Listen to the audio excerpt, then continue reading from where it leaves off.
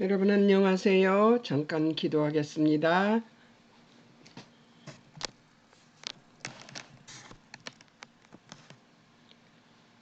사랑하는 하나님 아버지 은혜를 감사합니다. 오늘도 하나님을 아는 일을 열심낼 수 있게 해주셔서 고맙습니다.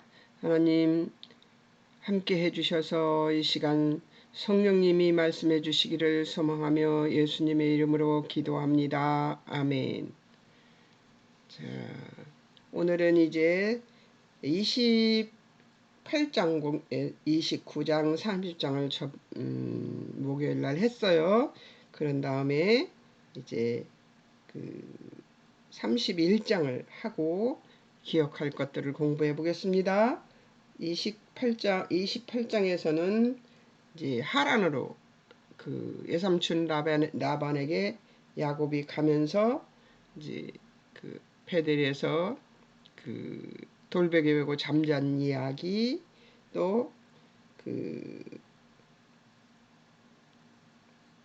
라헬을 위한 야곱의 삶, 그리고 30장에서는 라반의 가축을 위한 야곱의 삶, 이런 것들을 전부 공부했습니다. 삼촌한테 많이 쏟고 있었죠. 자, 이제 라반을 떠나는 야곱을 만날 수가 있습니다. 31장에서 한번 보겠습니다. 1절에서 16절에 라반을 떠날 가족 회의를 합니다. 떠나는 이유는 1, 2절에 나옵니다. 자, 1, 2절에 무슨 얘기가 나오는지 한번 보죠. 31장 1, 2절. 야곱이 라반의 아들들이 하는 말을 들은즉 야곱이 우리 아버지 소유를 다 빼앗고 우리 아버지의 소유로 말미암아 이 모든 재물을 모았다 하는지라. 야곱이 라반의 안색을 본즉 자기에 대하여 전과 같지 아니하더라. 그렇죠. 얼룩진 것들을 그 나뭇가지를 흔들어서 야곱 그 아이 그 아이 새끼 벤 양들을 먹이고 그물을 먹인 이후로 얼룩진 것들이 많이 나오니까 얼룩진 건 자기 거 하겠다고 했던 야곱의 말대로 자꾸만 야곱의 양이 늘어나게 되어 있었던 것이지요. 꾀쟁이 야곱의 결론이 그렇게 나오고 있습니다. 자, 3절에 하나님이 귀양 명령이 떨어집니다. 어떻게 떨어지나? 내 족속에게 돌아가라. 내가 너와 함께 하겠다. 하나님께서 뭐라고 말씀하시는가 한번 읽어보겠습니다. 여호와께서 야곱에게 이르시되 내 조상의 땅 내 족속에게로 돌아가라. 내가 너와 함께 있으리라 하신지라. 야곱에게 하나님이 정말 간만에 찾아오셨지요. 예, 야곱이 사람을 보내서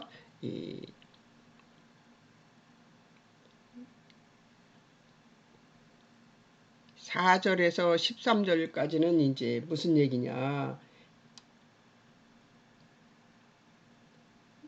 라헬과 레아와 라헬을 불러서 하나님이 지시가 있었다. 나는 돌아가야 쓰겠다. 이렇게 얘기를 합니다.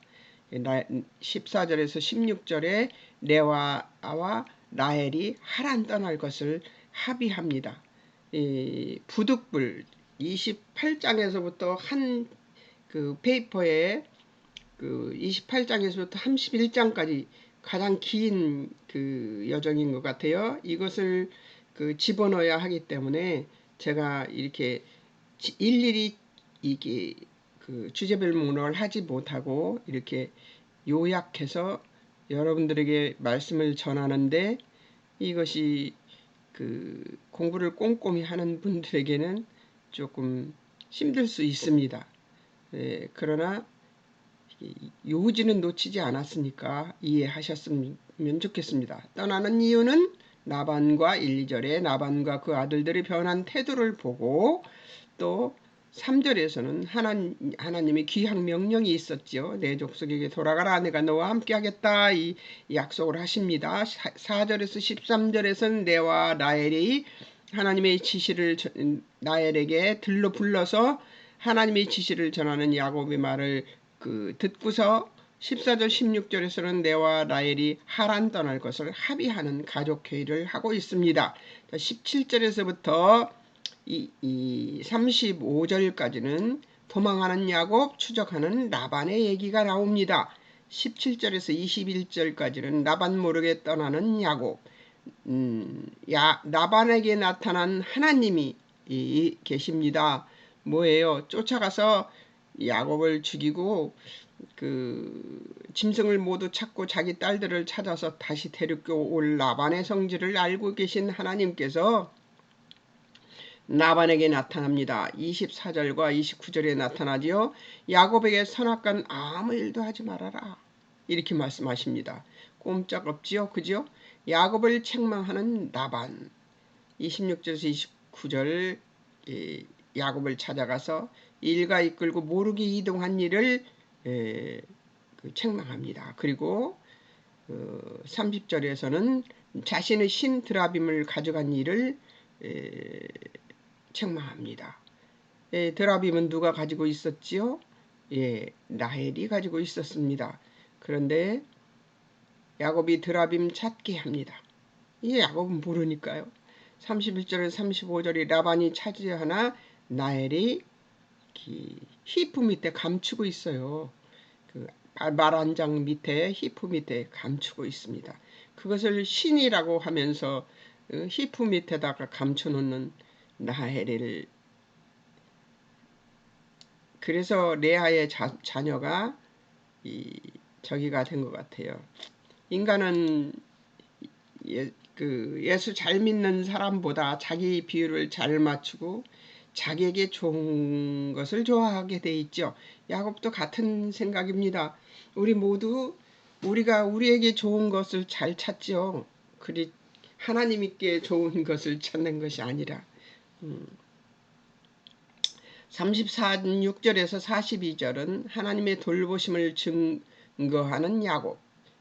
하나님이 어떻게 해서 외삼촌 종살이를 내가 어떻게 했는지, 어떻게 성실히 했는지 삼촌은 아십니까? 이렇게 얘기를 하는 거죠. 자, 36절에서 40절에는 외삼촌이 종살이 성실했다. 또 41절에서는 품삯 변역 10번 한 라반을 책망합니다.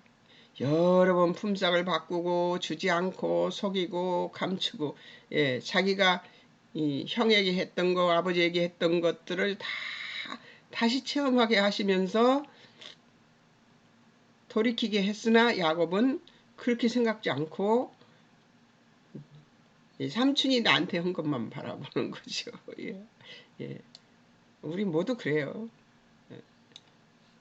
우리 모두 그 사람 그쪽에서 내게 어떻게 한 것만 보지, 내가 그 일로 인해서 어떤 잘못을 했던 거 생각하지 하는 것이 참 쉽지 않습니다.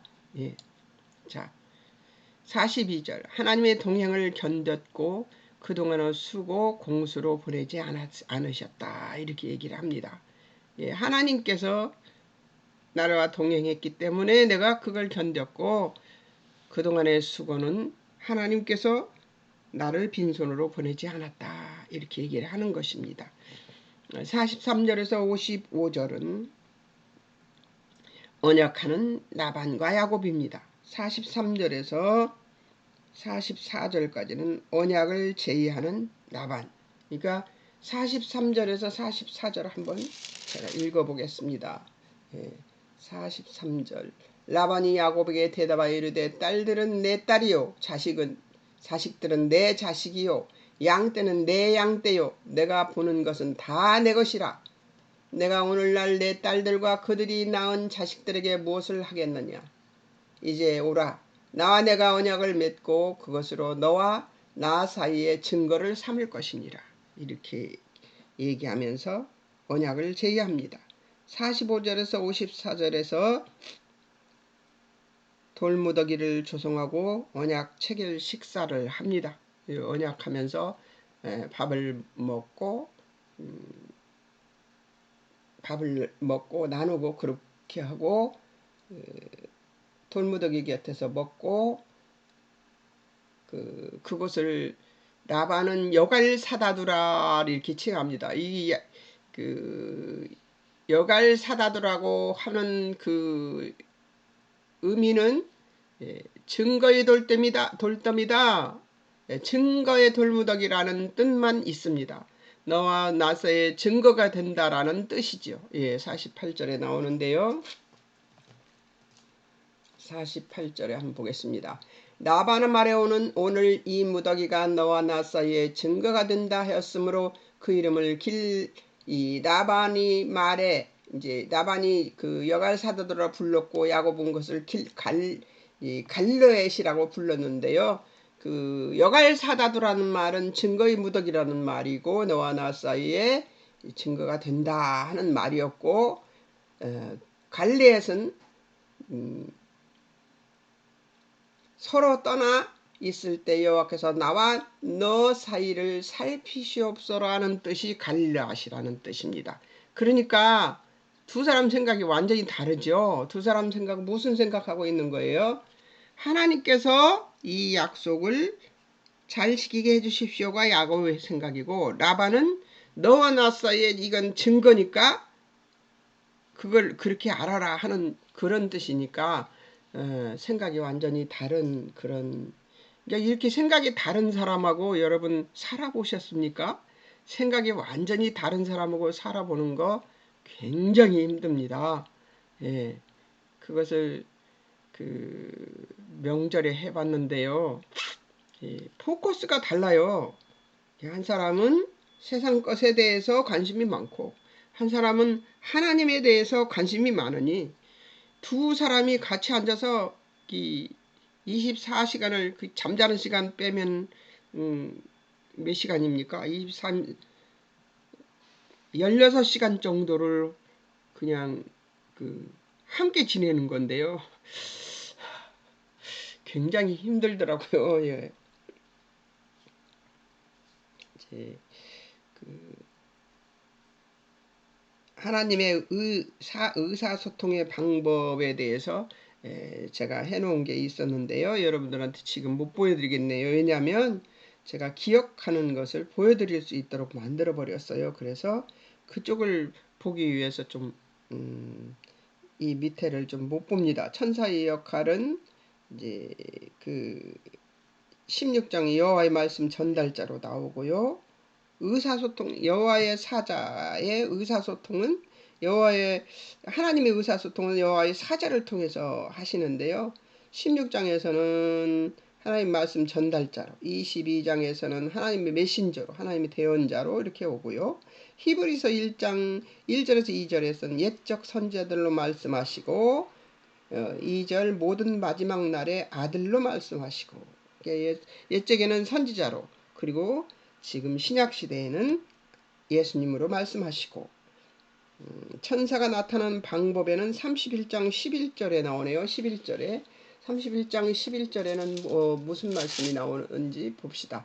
꿈에 하나님의 사자가 내게 말씀하시기를 야곱아 하기로 내가 대답하기를 여기 있나이다 하며 이르되 내 눈을 들어보라 양떼를 탄 순양은 다 얼룩무늬 있는 것 점 있는 것과 아롱진 것이라 라반이 내게 행한 모든 것을 내가 보았노라. 나는 베델의 하나님이라 내가 거기서 기둥에 기름을 붓고 거기서 내게 서원하였으니 지금 일어나 이곳을 떠나서 내 출생지로 돌아가라 하셨느니라 하는 말씀이 11절에서 13절에 나옵니다. 그러니까 어떻게 나타났어요? 꿈에 하나님의 사자가 나타났던 것이죠. 이 꿈에 나타나서 하나님 말씀 전달하는 방법으로 16장에서는 16장 7절에서는 광야 숲길 샘 곁에 나타나서 하나님 말씀을 전달하죠. 구약에는 이렇게 나타나서 전했어요. 그런데 여러분 지금은 어떻습니까? 지금 여러분은 하나님의 말씀을 전달받고 있습니까? 네, 여러분은 많은 말씀으로 전달받고 있습니다. 어떤 거요? 예, 이것입니다. 여러분 바로 이것이죠. 예. 성경책입니다. 여러분 성경책 속에 예언이 다 들어있어요. 어떤 신이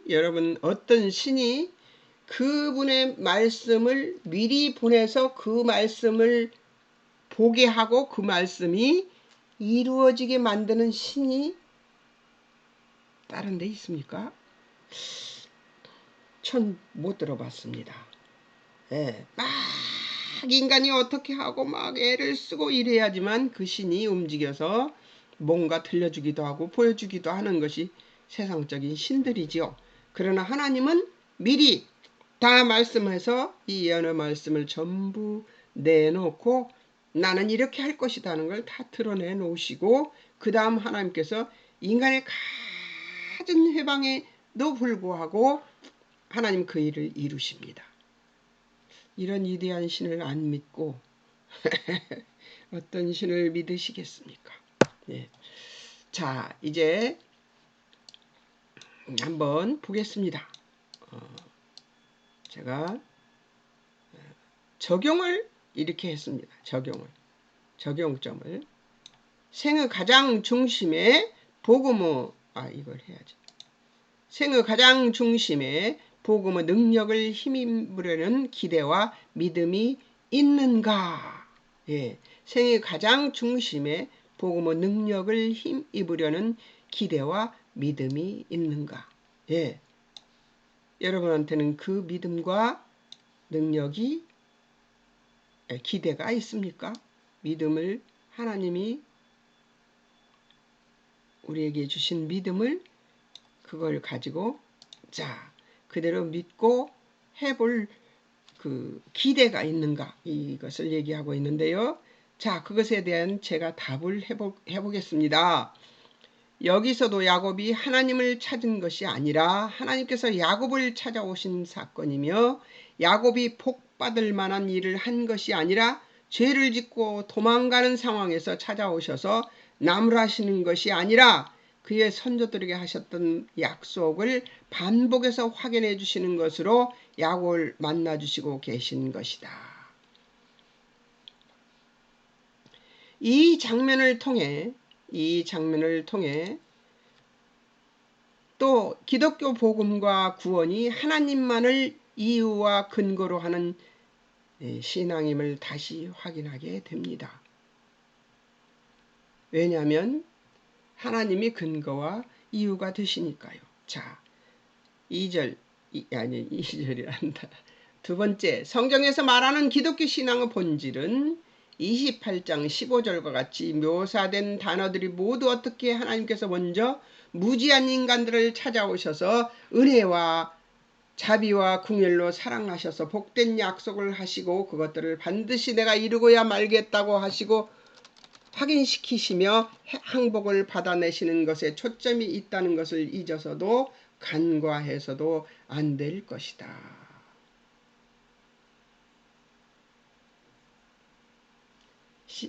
28장 15절을 한번 가보겠습니다. 28장 15절 뭐라고 해요? 내가 너와 함께 있어 내가 어디로 가든지 너를 지키며 너를 이끌어 이 땅으로 돌아오게 할 것이라. 내가 내게 허락한 것을 다 이루기까지 너를 떠나지 아니하리라 하신 이 약속의 말씀. 이 복된 약속의 말씀은 지금도 우리에게 유효합니다. 지금 우리에게도 유효합니다. 예. 그러니 하나님께서 이런 약속을 하시고 그 약속을 지켜내시는 것을 여러분들은 보시면서 어떤 생각을 하시겠습니까?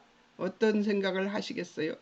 자, 이제 세 번째로 제가 생각했던 것을 또 해보겠습니다. 기독교에서 말하는 복음에 대하여 항복하는 것은 하나님의 진실하심과 은혜로우심을 근거로 은혜의심을 근거로 하여 인류에게 복을 약속하신 것이지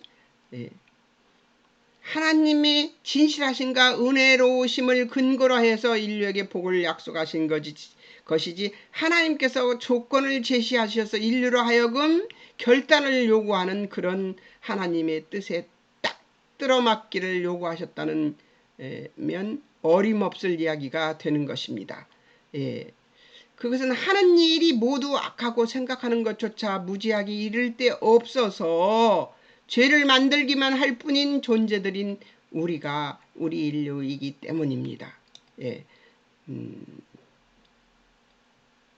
인간에게 어떤 것을 시켜갖고 그 시킨 대로 인간이 해서 하나님이 무슨 일을 이루시는 것이 아니라는 거예요. 인간에게는 요만큼도 무엇을 시키지 않으십니다. 하나님은. 그리고 뭘 하는 거예요? 믿기만 하라는 거예요. 예. 자, 이제 네 번째로 생각해 본 것은요. 성경의 초점은 야고보 생애를 말씀하실 때에 자신이 자신을 지키는 자와 하나님께 복 주시는 자가 무엇이 다른가를 하나님께서 말씀하시는 것이지, 뭐하는 사람? 야고보 생애를 말씀하실 때 자신이 자신을 지키는 자와, 야고보는 자기가 자기를 지키려고 했죠. 예, 그래서 엄마도 아버지도 떨어져서 엄마는 돌아가셔서 다시는 볼 수 없는 그런 상태에 이르기까지 자기가 자기 자신을 지키려고 했어요. 하나님께서 복 주시는 자가 무엇이 다른가를 말씀하시는 것이라는 거죠. 예, 그러니까 야고보 인생에서 하나님께서 하라는 대로 하는 그 구비마다 하나님께서 그를 복 주시기로 작정하신 것이 드러나고 있는 것이 보이지 않습니까? 예. 하나님께서는 그렇게 하시겠다고 하는데 야곱은 안 믿어요. 예, 안 믿고 자기 꾀를 부립니다. 예, 얼룩진 양 만들 때도 보세요. 자기 꾀로 신풍나무 잎사귀를 흔들어서 물에다 흔들어서 예, 그들을 그렇게 자기 꾀를 부리는 거죠. 예. 왜 야곱은 선택하시고 에서는 버리셨는가가 아니라는 것이며, 하나님께서 야곱에게 어떤 분이시며 그분이 우리에게 어떻게 하고 싶어 하시는지를 알아야 하는 것이 초점이라는 것이죠. 즉 우리 기독교가 말하는 순종은 다시 기회 줄 것이니 잘해라가 아니라 아담의 실패 이후 지금까지 하나님께서 천지 창조 시에 가지셨던 당신의 형상대로 만든 인류의 신적 목표와 숭고한 뜻의 완성을 포기하지 않고 계심으로 인류의 반응과 상관없이, 자 이제 좀 올라가야 되겠습니다. 상관없이 그 창조시의 목적을 이루시고야 마시겠다는 것이며, 그 일을 이루심에 있어서 하나님의 자녀다운 모습을 갖추어 가야 하는 인류를 향하신 하나님의 열심과 성실하심에 대하여 아무런 해방도 아무런 영향을 끼칠 수가 없다고 하시는 것이 바로 하나님의 주권 앞에 선 우리 모습이고 현실이고 상황인 것을 기억해야 한다는 것이지요. 예, 다시 한번 이 아주 중요한 거라서 다시 한번 네 번째 이야기를 읽으면서 설명하겠습니다. 성경의 초점은 야고보 생애를 말씀하실 때에 자신이 자신을 지키는 자, 그러니까 야고보 일생을 지금 쭉 계속해서 살아오는 동안 자기 자신이 자기를 지키는 일에 열심을 냈었잖아요. 우리 모두 다 그렇게 삽니다. 예. 야곱만 꾀가 있어서 그렇게 산 것이 아니고 우리 모두 다 그렇게 살아요. 근데 그렇게 지키는 자와 하나님께서 복을 주시는 자가 무엇이 다른가를 말씀하시는 것이 지금 야곱에 대한 생애에 대한 얘기라 그 얘기예요. 다시 한번 보겠습니다. 왜 야곱을 선택하시고 에서는 버리셨는가가 아니라는 것이죠. 에서는 왜 버리고 야곱은 선택해서 복 주고 그렇게 만들었느냐, 그게 아니고 하나님께서 누군가를 복 주시기로 작정하시면 그 작정하신 것은 하나님이 지켜내시고 계신다는 것을 믿는 여러분이 되셔서 나는 하나님께 복받은 자다 하는 것을 믿어버리는 여러분이 되셨으면 좋겠습니다. 근데 그 복은 우리가 생각하는 복이 아니고 뭐라고 했지요? 예, 하나님께 예배드리는 것이고 하나님을 찬양하는 것이고 하나님께 기도해서 하나님의 응답을 받는 것이고, 그리고 하나님이 우리를 이끌어 가시는 것이지 우리가 이유가 되거나 근거가 되지 않는다는 얘기를 했었습니다. 예, 그런데 여기서 나오는 이 18장에서부터 쭉 얘기를 들어보면 이 얘기는 에서는 왜 버리고 야곱은 선택했는가 그 얘기가 아니라는 얘기입니다. 예. 하나님께서 야곱에게 어떤 분이시며 그분이 우리에게 어떻게 하고 싶어 하시는지를 알아야 하는 것에 초점을 두는 것이죠. 하나님은 야곱에게 어떤 분이에요? 예, 끝까지 야곱을 지켜주시는 분이에요. 그분과 야곱과 동행하시는 분이시고, 그리고 언제든지 그를 떠나지 않는 분이십니다.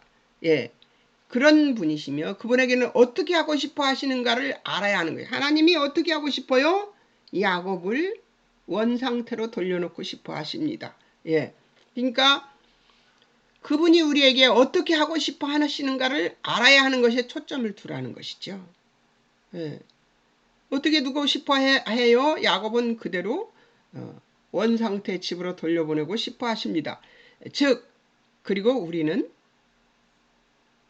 우리 기독교가 말하는 순종은 다시 기회를 줄 것이니 잘해라가 아니라는 거죠. 예. 다시 기회 줄 것이니까, 예? 전에 잘못했던 거 그렇게 하지 말고 다시 이렇게 해라. 그 얘기가 아닙니다. 아담은 실패 이후 지금까지, 이제 야곱까지 하나님께서 천지 창조 시에 가지셨던 당신의 형상대로 만든 인류의 신적 목표와 숭고한 뜻의 완성을 포기하시지 않고 계시므로, 예, 그러니까 하나님이 우리의 창조주이시고 창조하신 이후에 복 주시고 번성하고 땅에 충만하라고 그리고 모든 피조물들을 다스리라고 했던 그 말씀대로 다시 회복시키고 싶은 것은 야고보 때나 지금 우리 때나 똑같다는 얘기죠. 그게 하나님의 목표입니다. 인류를 향한 하나님의 목표는 바로 이것입니다. 나는 너희를 창조해서 내 앞에 둘 때 난 너희들이 불행하게 하고 싶은 생각이 없었다는 얘기가 근본적으로 하나님 복 주시고 하나님 복 주신 데는 거기에는 거룩을 목표로 하고 계시는 것이죠. 하나님과 같이. 하나님은 죄를 싫어하시니까. 예, 거룩하기를 바라셨어요. 어떻게 거룩하기를? 예배하고 찬송하며 하나님께 기도하고 하나님을 찬미하고 찬양하며 하나님을 예배하는 것도 단어영부에 거기 복이라는 말에 단어영부에 예배라는 말이 들어있었죠. 무릎을 꿇다라는 말이 예배입니다. 예, 그래서 그것을 다시 회복하고 싶어 하시는 거예요. 그러니까 야곱만이 아니라 저희한테도 우리한테도 그것을 회복하고 싶어 하시는 거예요. 어제 이 가까운 교회 예배 참석을 했었습니다. 아름다운 예배를 드리고 있더군요. 그리고 목사님 말씀도 좋았습니다. 오후 예배 때는 펑펑 울고 말았습니다만 마음이 많이 아팠었어요. 정말 애통하는 마음이었습니다. 토요일부터. 근데 그 애통하는 마음을 품고 교회를 가서 앉아 있으니까 눈물이 그 앞을 가렸습니다. 그래서 많이 울고 기도하고 그러고 왔습니다. 근데 우리 인생들에게 하나님께서 바라시는 것은 회복입니다. 회복. 어떤 회복? 아담이 처음 하나님을 만나고 하나님 앞에서 살았던 모습 그대로 우리가 회복되기를 하나님은 바라시는 거예요. 어불성설이라고 하겠지요. 예, 아닙니다. 하나님은 전지전능하신 하나님이시고 언제 어디서든 어떻게든 존재하실 수 있는 하나님이십니다. 무소부재하시다고 하죠. 네, 우리 입술로는 하나님은 전지전능하십니다 하면서도 전지전능하심을 믿지 못하는 것이 우리 인류입니다. 근데 인류를 향한 하나님의 목표는 하나님께서 천지창조시에 가지셨던 당신의 형상대로 만든 인류의 신적 목표, 하나님의 목표와 하나님의 숭고하신 뜻의 완성을 포기하지 않고 계시므로 인류의 반응과 상관없이 인류가 지금 어디로 가고 있습니까? 창조 질서를 배반하는 길로 가고 있습니다.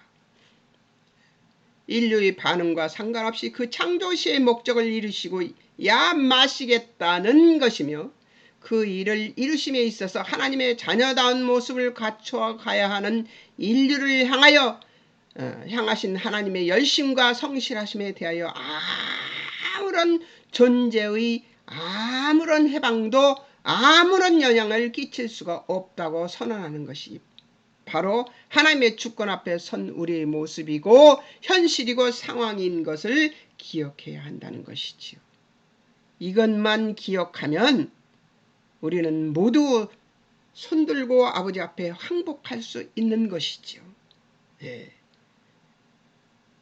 저는 이 글을 쓰면서 너무 전율했습니다. 저 말 안 듣는 야곱, 우리보단 나아요 그래도. 근데 그 야곱에게 하나님께서는 무엇을 말하고 싶어 하시는지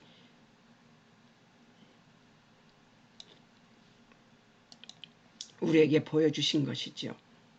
이것을 통해서 제가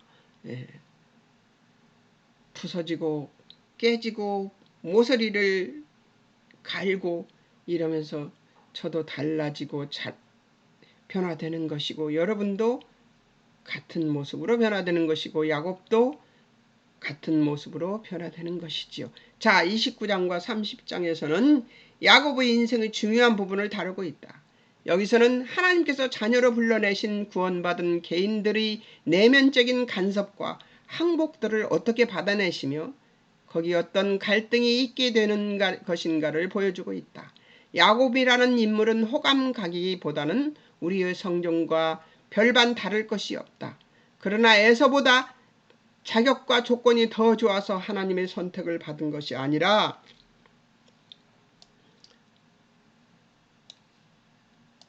하나님이 작정하셔서 선택하사 부르신 자에게 어떻게 개입하시는가가 초점이기 때문에 허물과 허점 많은 야곱을 하나님께서 어떻게 고쳐나가시는가를 관찰하는 것에서는 훨씬 좋은 자료가 될 것이다. 하나님께서 야곱을 어떻게 다루고 계신가가 전면적으로 28장, 29장, 30장에 나오고 있지 않습니까? 야곱은 직계로 살아보려고 하지만 하나님은 그렇지 않습니다. 하나님은 하나님의 방법으로 하나님의 뜻대로 가고 계신 것입니다. 자, 29장 25절 26절에서 여섯 번째 생각입니다. 29장 25절 26절에서 레아를 라헬인 줄 알고 맞은 야고보 항변에 라반의 답은 하나님의 개입하심이 야고보 꽤나 열심에 있지 않다는 것을 여실히 보여주고 있는 것이지요. 또 30장 35절 37절에서도 같은 맥락의 라반의 양들로 인간의 욕심과 깨버리는 일들이 벌어지지만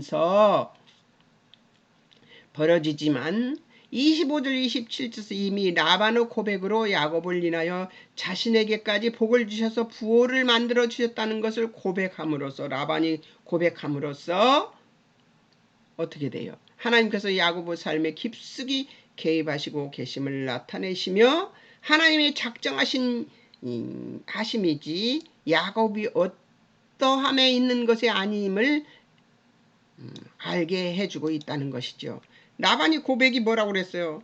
너와 하나님이 함께 하심을 내가 보노라 하고 얘기하고 있는 것을 볼 때에 하나님이 야곱이 아무리 꾀를 부려도 아무리 욕심을 부려도 하나님께서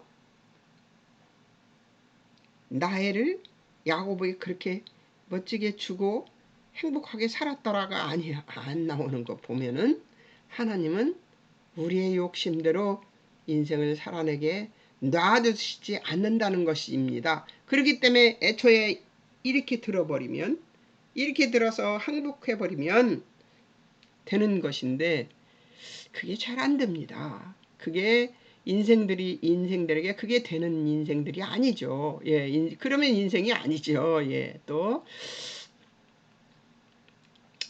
하나님의 작정하심이지 야고보 어떠함에 있는 것이 아님을 시사한다. 이제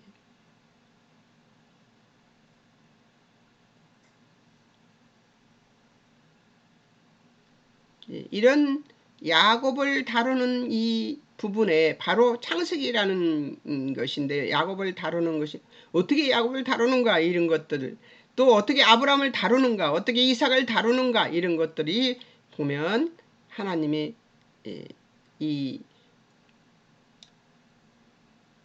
기독교의 신앙은 철저하게 우리를 찾아오신 하나님의 은혜와 신실하심 위에 있지 우리의 지식과 믿음과 진실과 열정 위에 있지 않다는 것이죠. 예. 우리의 믿음과 헌신과 봉사와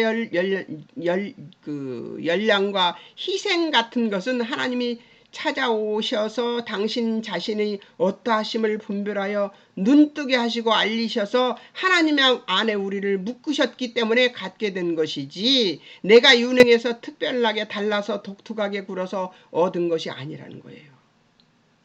예. 하나님의 은혜의 신실하심 위에 있는 거예요. 우리는 우리 자신과 믿음의 진실과 열정 위에 있지 않다는 거예요. 우리가 막 열심히 하고 어떻게 하기 때문에 이런 일이, 그럼 가만히 있으라는 얘기인가요? 아니요. 그것이 아니죠. 예. 하나님의 초점이 무엇인가를 보라는 것이요. 어떻게 되기를 바라시냐? 아담의 상태, 처음 하나님을 만났던, 처음 태어났던 죄짓기 전에 아담의 상태, 하와의 상태로 되돌려놓고 싶어 하시는 것이라는 것이죠. 그 의도를 안다면 우리의 삶 속에서 우리는 무엇을 해야 돼요? 내가 그 거룩함으로 하나님께 예배드리고 하나님을 찬미하고 찬양하며 하나님의 뜻을 순종하고 따르던 아담과 하와처럼 굴어야 된다는 얘기죠. 근데 그게 되나요, 우리한테? 우리 성정에 그것이 안 됩니다. 자꾸만 하나님을 떠나고 싶고 하나님을 벗어나고 싶어요. 그것을 돕는 분이 누구예요? 성령 하나님이십니다. 그런 우리를 애통해 하시는 분이 바로 성령 하나님이십니다. 그리고 하나님께 기도해 주는 분이 바로, 우리도 모르는 기도를 해주시는 분이 바로 성령 하나님이십니다. 우리는 이런 장치가 다 되어 있는 상태에서 우리가 창조시로 돌아가야 되는 우리의 운명을 인정할 수밖에 없는 존재가 되어 있다는 것입니다. 여러분, 하나님은 이걸 바라시는 것입니다. 창세기는 그래서 아브라함과 이삭과 못난 생각밖에 할 줄 모르는 야곱을 기었고 구원하셔서 하나님의 자녀답게 만드느냐 하는 문제를 다룬다고 봐야 합니다. 어떻게 기독교의 복음이 그 기원의 근거에 있어서 오직 하나님의 은혜와 작정에 있는, 여기 아까 이상했던 부분이 있는가를 다루는 부분이 바로 창세기라는 것이다. 여기 이 말이 여기에 들어있네요. 예. 자, 여기에 옮기다가 제가 이렇게 됐습니다. 우리의 믿음이라는 것은 우리가 못나고 무능하고 비열하고 부끄러운 존재임을 확인하는 순간에 하나님의 은혜를 얻는 예수 그리스도를 인하여 얻게 되는 복음, 곧 기독교 신앙만이 우리를 유일한 답으로 나타내 주는 것이며, 우리를 이렇게 이끌어주는 하나님에 대한 항복이 우리 마음 깊은 곳에, 일명 똥창 끝에서까지 깊은 곳에서까지 쏟아져 나오는 항복이라는 의미 두 손들기가 나오는 신앙이 바로 되는 것임을 반드시 기억해야 한다. 이거예요. 이거. 하나님 앞에는 손을 들어야 합니다. 어떻게? 항복으로. 하나님 뜻에 항복하는 것으로. 저는 항복하라는 말을 참 잘합니다. 왜냐하면 제가 해보니까 순종도 가식적인 순종이 될 수도 있고, 그래서 저는 항복이란 말을 잘 씁니다. 예. 일찌감치 항복해. 이것이 제가 제일 많이 하는 말입니다.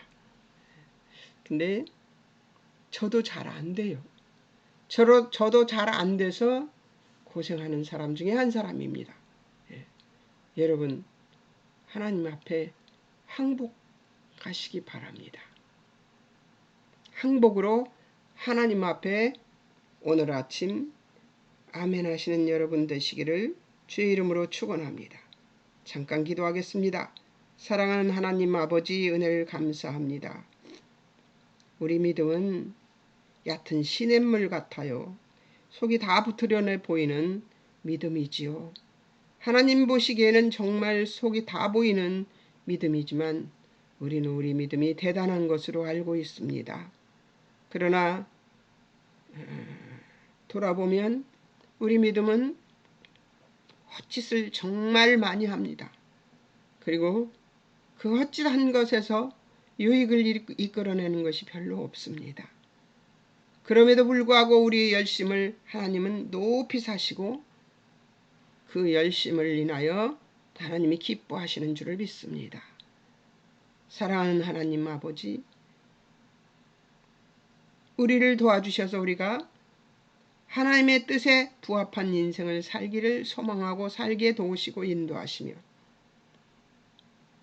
우리의 능이 아닌 하나님의 능과 힘으로 우리를 이끌어 우리가 항복하는 자리까지 갈 수 있도록 우리를 도와주시기를 간절히 소원하며 우리만이 아니라 우리들의 자녀 그리고 우리가 만나는 모든 사람들도 함께 항복하는 놀라운 역사 일어나게 도우시고 인도해 주셔서 하나님이 주시기로 한 복, 예배할 수 있는 복, 기도할 수 있는 복, 그리고 하나님의 말씀대로 살려고 애쓰는 복, 그리고 거룩한 복, 그리고 선한 복, 그리고 하나님이 기뻐하시는 복을 누리는 우리들이 되게 도우시고 인도해 주옵소서. 주님이 이 아침 함께 해주신 것을 감사하며 예수님의 이름으로 기도합니다. 아멘. 여러분, 다음 주에는 뭐가 있냐면 창세기 4과입니다. 32장과 32장에서부터 36장까지 또 4장입니다. 여러분, 또 4장이에요. 색칠하고 야곱의 인생인데요. 좀 한번 야곱을 해보든지, 사실 성경은 하나님이 쓰신 것이기 때문에 하나님이 주인공이십니다.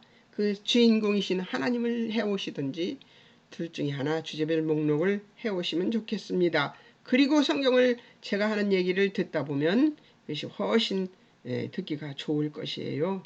여러분, 숙제 함께 해오시기를 바라면서 이만 안녕하겠습니다. 안녕히 계세요.